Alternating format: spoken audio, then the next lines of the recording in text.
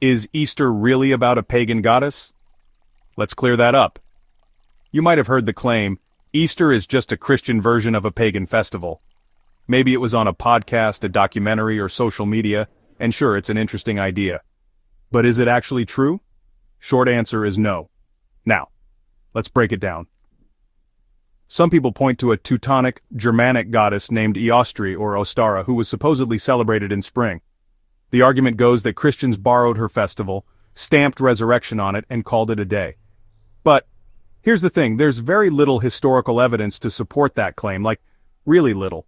A single vague mention by an English monk named Bede in the 8th century, that's it. Now, here's what Easter is actually rooted in. The Jewish Passover. The Gospels make it clear.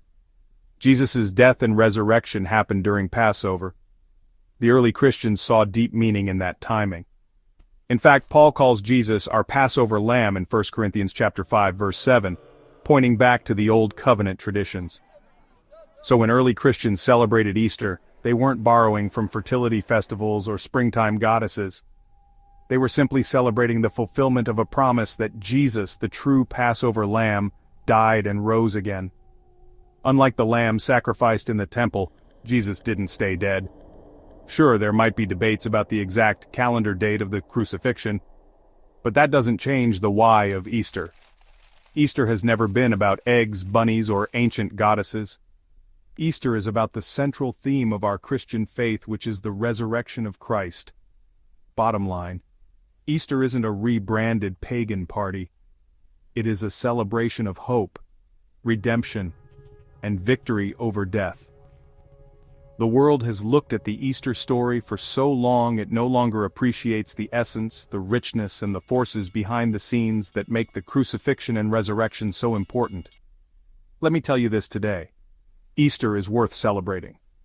But the message in Romans chapter 10 verses 9 to 12 makes Easter celebration even more meaningful. The message says, "If thou shalt confess with thy mouth Jesus as Lord, and believe in thine heart that God hath raised him from the dead, thou shalt be saved. With the heart man believeth. With the mouth confession is made unto salvation. For the scripture says, Whoever believes in him will not be disappointed. For there is no distinction between Jew and Greek, for the same Lord is Lord of all, abounding in riches for all who call on him." This is by far the most important and reassuring message ever spoken. And surely if you believe and confess that he is Lord, you'll be saved. Thanks for stopping by. Enjoy a happy and meaningful Easter.